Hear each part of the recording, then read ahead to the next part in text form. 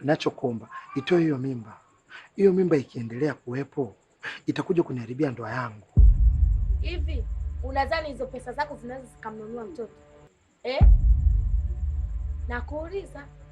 Sasa basi. Yaani mimi ninavyokuambia hapa, mimba sitoi, sifanyi chochote. Ninavyokuambia mimba sitoi. More than married.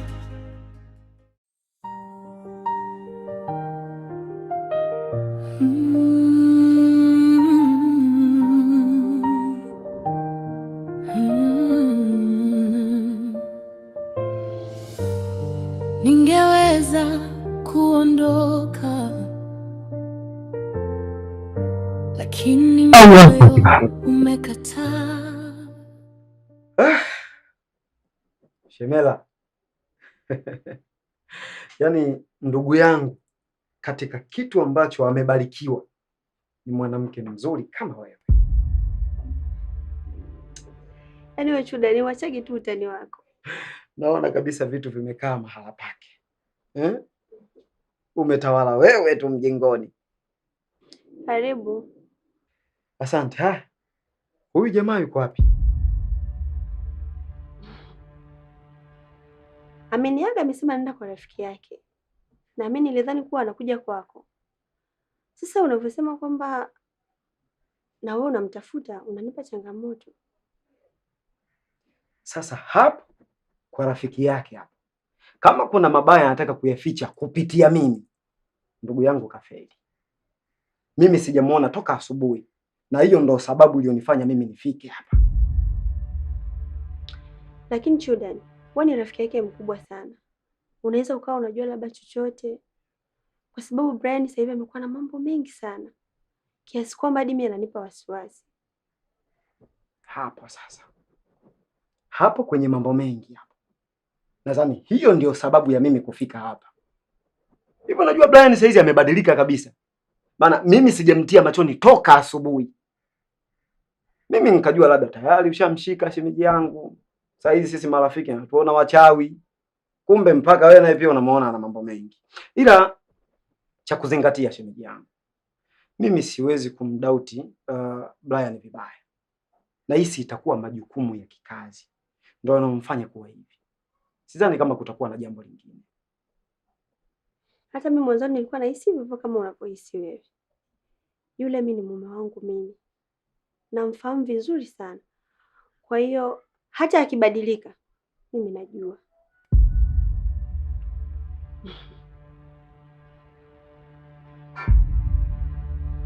Ila mimi nikutoe wasiwasi wa kitu kimoja, shemeji, kwa sababu wewe ndio shemeji yetu. Kama atakuwa labda anataka totos madem, sisi tunajua kuwa wewe ndio shemeji yetu, wewe ndio mama mjengo, si umenielewa? Wauni masera wote tunajua hivyo. Kwa hiyo siku zote neno la hekima linakwenda kwa mtu mwenye busara. Sasa hao wengine kama wanafunuliwa wanarudishwa, hawana thamani kwetu. Sisi tunayokutambua ni wewe, si unanielewa shemeji yangu? Kwa hiyo wewe kuwa happy. Na kama kungetokea jambo lolote baya, mimi mapema tu mbona nishalifikisha. Wewe mwenyewe unanijua. Ningeweza kuondoka, lakini moyo umekata. Ningeweza kuchoka, lakini mapenzi yananishikilia. Nabaki si kwa sababu ni rahisi, nabaki kwa sababu nakupenda. Hivi ni kwa nini unataka kuniharibia ndoa yangu? Mimi ni mume wa mtu na naipenda sana ndoa yangu. Please, hebu tuelewane basi, tusije tukaharibiana. Eti mume wa mtu na mimi mkeo vipi? Sijui umenielewa. Isoshe nimebeba kiumbe chako tumboni. Hilo haliwezi kutokea. Mi tayari ni mume wa mtu na tayari nimeoa, na mke wangu mimi anaitwa Melissa. Ni mwanamke ambaye nampenda sana, sitaki wala sifikirii kutaka kugombana naye. Nakuomba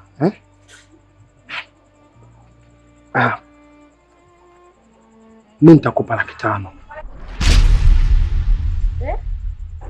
Nitakupa 500,000. 500,000?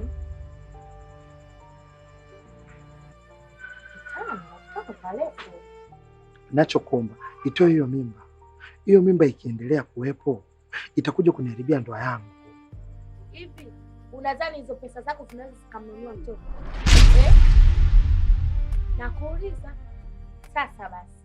Yaani mimi ninavyokuambia hapa, mimba sitoi, sifanyi chochote. Ninavyokuambia mimba sitoi. Na tena nazaa.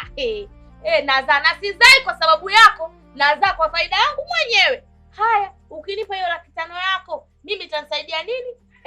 Hiyo baadaye mimi tena ndio nishatoa mimba sasa hivi. Baadaye nianze kupata tabu kama ndio uzazi wangu wenyewe mmoja. Nifanye hivi. Nakuuliza wewe, sasa basi ninavyokuambia, mimi mimba sitoi. Sitoi na nishakwambia sitoi.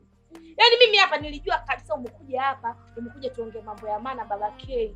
Naenda kumpelekea mama K hela matumizi, apate kununua hata vipiza vibaga. Maana hivi udongo tena mama nimeichoka. Labda nibadilishe mlo tena. Unaanza kuongea mambo ya kipumbavu. Wewe una uazimu Sasa naomba niongee na mama yako mdogo. Mama mdogo. Na yule ni mtu mzima, anaweza akanielewa nini ninachokimaanisha. Hii ni ndoa Kidoti. Hii sio mchezo tu wa kawaida. Mimi ni mume wa mtu. Hiki tunachokifanya sio kitu ambacho tunaweza kukichukua ni kwa taswira ya kawaida, lakini kwenye taswira nyingine hii ni jambo zito sana. Sitaki kuonekana mimi ni mkosefu kwenye ndoa yangu. Please, niachie mama yako mdogo nizungumze naye. Naamini anaweza kunielewa. Ngoja nikuitie akuonyeshe shengesha.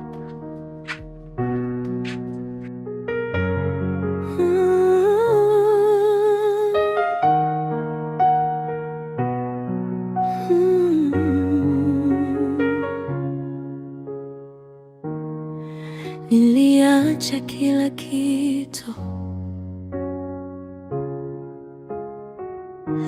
haijalishi kilikuwa na thamani gani. Rose rafiki yangu, nahisi kabisa siku hizi mume wangu anachepuka.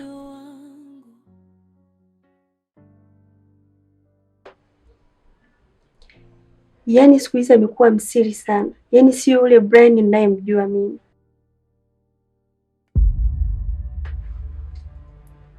Alafu kuna vitu vingine anavifanya vinanifanya niwe na wasiwasi.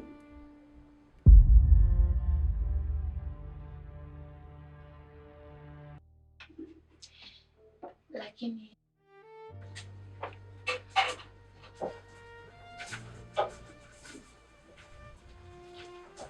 nikwambie kitu rafiki yangu, ndoa inahitaji uvumilivu sana.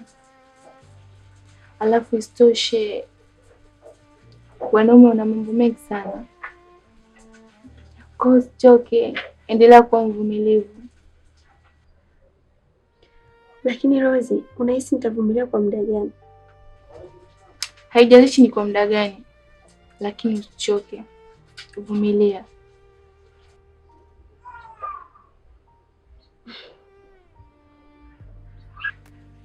Basi naomba tutoke.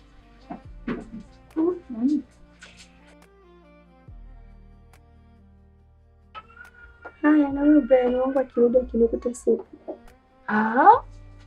Kwani Brian atambui kuwa mimi na tuna urafiki?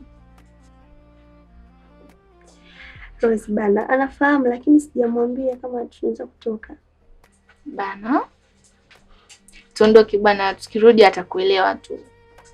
Niliacha kila kitu, haijalishi kilikuwa na thamani gani, nikakukabidhi moyo wangu, nikairuhusu ndoa itawale nafsi yangu. Nilikuamini wewe, ulikuwa fahari ya maisha yangu,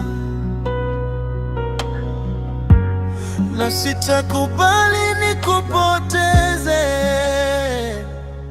Hata kama njia inanije. Mbona unaonekana una mawazo sana kama mwenyekiti wa shughuli?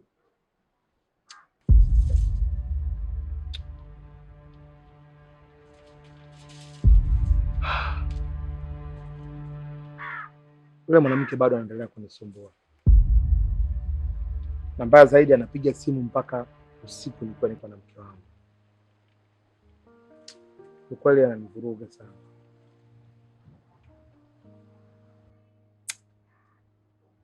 Hivi una akili kweli? Yaani kila siku ya Mungu tukae tuzungumzie swala moja ndugu yangu kweli? Kama nazungumza na mtoto mdogo? Hiyo mimba ni ya kwake. Wewe inakuhusu nini? Hiyo mimba ipo kwenye tumbo lako. Umeibeba wewe. Yule ni malaya kama malaya wengine tu. Hivi tukae kila siku tuzungumzie swala moja kweli? Hebu acha ujinga bwana. Wewe achana naye. Nimekwambia achana naye, achana naye. Mwache afanye maisha yake. Simu zimekuwa nyingi, Chudan. Simu zimekuwa nyingi mpaka usiku muda nimelala na mke wangu.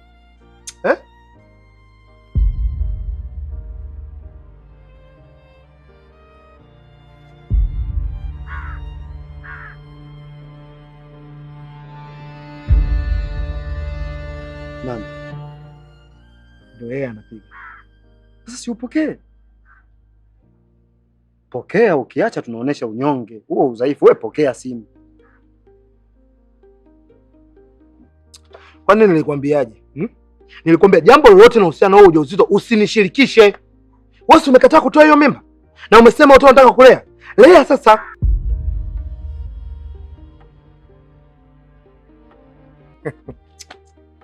Sasa sikia, huyo mtoto nishasema sio mtoto wangu na sihusiki kwa jambo lolote lile. Na kama unataka nenda weza kampe baba yako mzazi.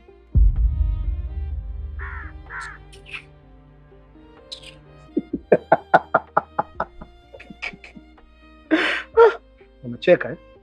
Sasa haya ndio mambo napambana nayo kila siku usiku.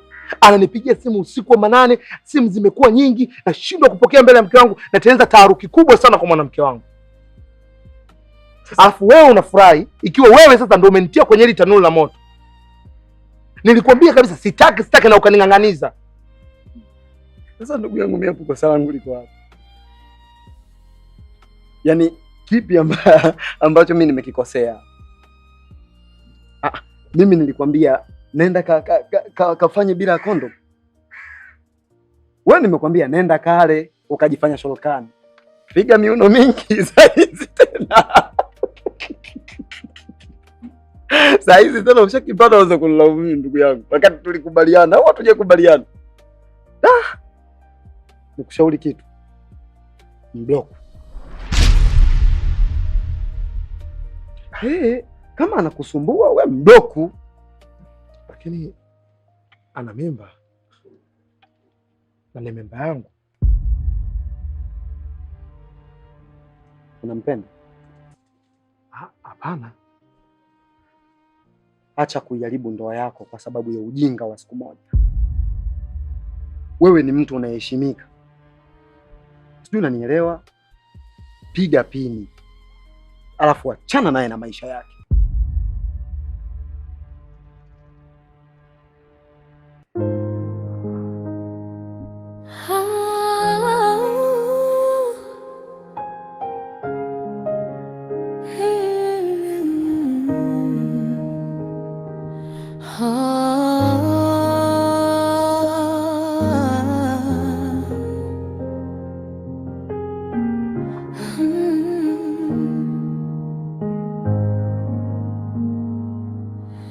Niliacha kila kitu, hayalishi kilikuwa na thamani gani.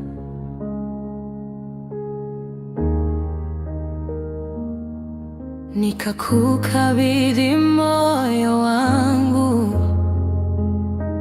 nikairuhusu ndoa itawale nafsi yangu.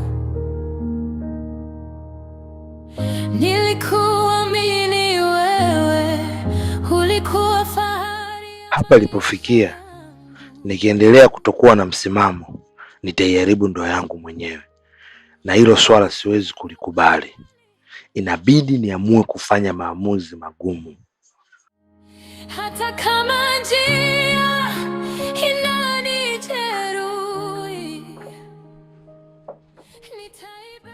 Ulikuwa wapi?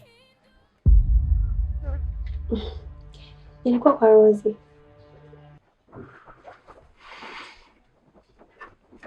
Umeanza lini tabia ya kutoka nyumbani pasipo kutoa taarifa au bila kuaga? Maana sio tabia yako. Mara nyingi ukitoka huwa unatoa taarifa kwanza. Why leo? Lakini mume wangu niliona haupo. Pia sikuona kama kuna ulazima. Kwani ulishindwa kunipigia simu na kutoa taarifa kama unatoka? Lakini mume wangu, kwani hapo shida iko wapi? Shida wewe. Shida ni wewe kutoka pasipo kutoa taarifa. Ikiwa tayari wewe ni mke wa mtu.